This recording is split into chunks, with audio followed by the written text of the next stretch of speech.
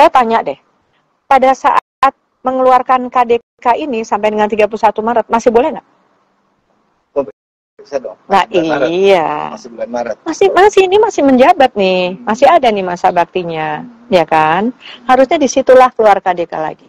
Berarti April dong. Ya, saya mau tanya. Saat keluar. Kalau demisioner hanya untuk menghitung, boleh nggak sih? Sekarang aja UN dilaksanakan kok. Benar. Oh, iya benar. Iya kan? Berani, ya? Artinya kalau kita mau konsisten, di bulan Maret itulah begitu keluar surat Dirjen, laksanakan KDK. Mau sampai Konsiderasinya boleh menunjuk ini, surat Dirjen nomor 147 ini. Rujukannya. Iya, boleh dong. Iya kan? Itu. Karena udah parang ya. Ya jadi ya, it's okay gitu loh. It's okay kalau saya lebih baik melakukan itu daripada menjadi debatable seperti sekarang ini. PP mengatakan bahwa kepengurusannya masih ada sekarang ini. Berdasarkan surat. Ya. Karena belum serah terima kepada pengurus yang baru. Pasal 19 ayat 2. Ya, 19 itu judul pasalnya saja demisioner. Demisioner loh ya. Demisioner itu ada 2. Karena peristiwa hukum, karena perbuatan hukum. Karena perbuatan hukum didemisionerkan oleh presidium di dalam kongres. Ini kongresnya belum ada, tetapi dia sudah keburu demisioner karena lewat waktu. Masa baktinya lewat. Nah, karena lewat waktu, tetapi tidak ada pengunduran waktu kongres, gitu loh. Nah itu, jadi sekarang PP ini menjadi ambigu. Di satu sisi dia mengatakan tidak demisioner, tapi di sisi lain dia menggunakan pasal 19 ayat 2. LPJ. Padahal 19 ayat 2 ini harus dulu kongres dan LPJ diterima lalu didemisionerkan. Ada kongresnya dulu. Betul. Iya, artinya gitu. Judul pasalnya saja demisioner. Iya kan? Jadi, saya tidak bicara surat dirjen ya. Saya bicara mekanisme organisasi. Ya kan? Surat dirjen ini kan surat, saya menilainya begini. Saya pribadi menilai surat dirjen ini, 147 ini ada himbauan. Himbauan kepada pengurus pusat. Yang seharusnya berdasarkan 147 ini dilakukan KDK. Gitu loh. Jadi, sah. Ini kan ada satu mekanisme organisasi yang lupa atau luput tidak dilaksanakan. Sehingga menjadi demisioner karena waktu. Kalau PP lalu sekarang ini menggandol lagi, mencentelkan masa jabatannya ini dari surat dirjen yang katanya itu instruksi, menteri. Kan bukan instruksi. Coba format instruksi menteri seperti apa? Lalu itu hanya sesungguhnya menginstruksikan. Iya, instruksi itu sebetulnya apa?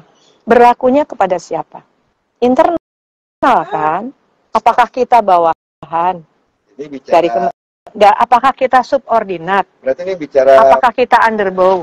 Berarti bicara Undang-Undang 30 2014. Iya, artinya di sini kita ini ya, kita saling mengingatkan saja juga termasuk pada diri saya bahwa ayolah kita jalankan organisasi ini menggunakan mekanisme yang benar gitu loh. Kalau ada yang luput-luput ya jangan terus dipertahankan gitu loh. Kalau memang ada kekeliruan ya diakui saja bagaimana baiknya dilaksanakan, kedepannya jangan diulang lagi. Ini kita mengedukasi loh untuk pemimpin yang akan datang. Ya. Karena kayak saya, kayak teman-teman yang sekarang memimpin itu paling tinggal 2-3 tahun lagi juga. Apa emang sudah jadi bukan karakter mengakui kesalahan itu paling sulit sih? Ya itu sifat manusia. Sifat manusia seperti itu. Tetapi begini, saya rasa begini ya. Nggak usah mengaku salah itu dengan menyatakan, oh ya diri saya salah. Tetapi mengkoreksi dengan menggunakan mekanisme yang ada. Gitu loh. Membenarkan langkah-langkah selanjutnya. Iya. Atau kalau sudah terlanjur begini, kemudian, ini kan sekarang ada dua kubu nih ya. Katakanlah kubu lah. Ya. Ada kubu PP, ada kubu P24. Yang PP merasa benar, yang P24 merasa lebih benar. Gitu ya. Iya kan? Dengan argumentasi pembenaran masing-masing. Gitu ya. Yang ini menggunakan pasal ADART, yang ini menggunakan instruksi dirjen. Ya. Nah, Yang satu mau kongres, yang satu mau KLB. Ini punya legal standing sebagai pengurus pusat, dia berhak menyelenggarakan kongres.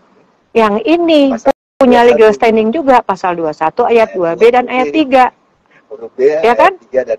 Nah, saya agak gini, saya mau mengingatkan PP juga, kalau masa jabatannya sudah berakhir, artinya demisioner, ya demisioner. Coba buka kamus bahasa Indonesia atau di Wikipedia deh.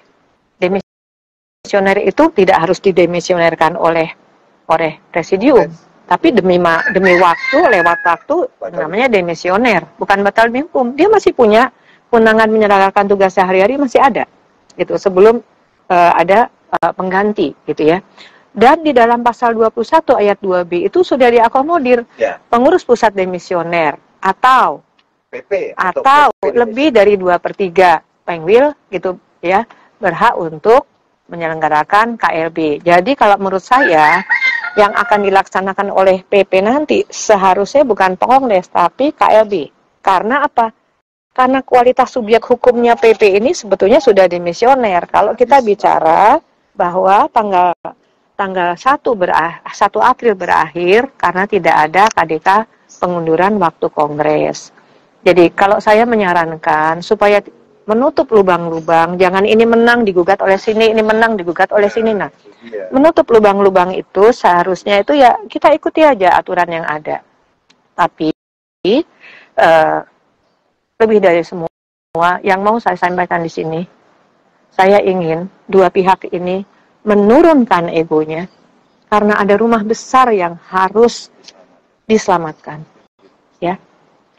Karena begini, untuk kementerian sebetulnya saya miris karena beberapa kali baik menteri maupun dirjen mengatakan kalau dua-duanya masih ngotot, kalau dua-duanya masih keras, ya sudah disahkan dua-duanya. Artinya apa? Si rumah besar ini akan pecah.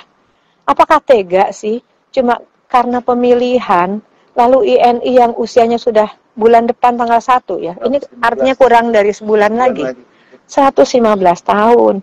Apakah kita semua ini tega menciderai rumah besar kita ini hanya untuk masalah pemilihan? Gitu ya. Kalau saya sebetulnya begini, kalau di ujung itu pilihannya adalah pecah atau ngalah, ya, tentu saya milih ngalah. Tapi siapa yang harus ngalah dan siapa yang mau ngalah? Kan dua-duanya mencari pembenaran. Nah, oleh karena itu, dua-duanya harus ngalah. Ngalah bukan berarti kalah. Ayolah duduk bersama, ya. Lupakan kesalahan-kesalahan. Tadi kalau Anda nggak nanya, saya nggak mau tuh buka kesalahan-kesalahan masa lalu, ya kan? Karena Anda tanya, jadi saya harus jawab. Tetapi sebetulnya untuk ke depan ini, sudahlah, lupakan yang lalu. Yang ini merasa benar, yang ini merasa benar, kita lupakan. Itu biarlah jadi catatan sejarah, gitu ya. Jangan diulang, tapi untuk bahan pembelajaran yang akan datang. Duduklah bersama-sama, ya, tanggalkan ego untuk rumah besar kita, gitu ya. Cobalah misalnya, pakai saja surat 133 itu jelas kok. Surat 133 itu sebetulnya masih ada kaitan dengan hasil RP3YD di Kampar.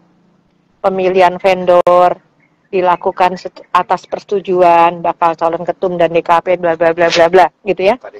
Ya. Enggak KDK itu putusan RP3YD Kampar. Ya, tapi sayangnya itu dihilangkan. Entah sengaja, entah lupa, itu tidak ada di dalam surat PP mengenai hasil RP3YD Kampar. Saya cari-cari itu nggak ada itu. Saya concern sekali karena waktu itu ketua pimpinan sidang komisinya itu kan komisi C itu adalah si Indra Sani Harahap dari Medan, sedang berdagai, ya ketua Pemda. Sekretarisnya Erni Kencanawati, dan dia punya ininya, filenya, gitu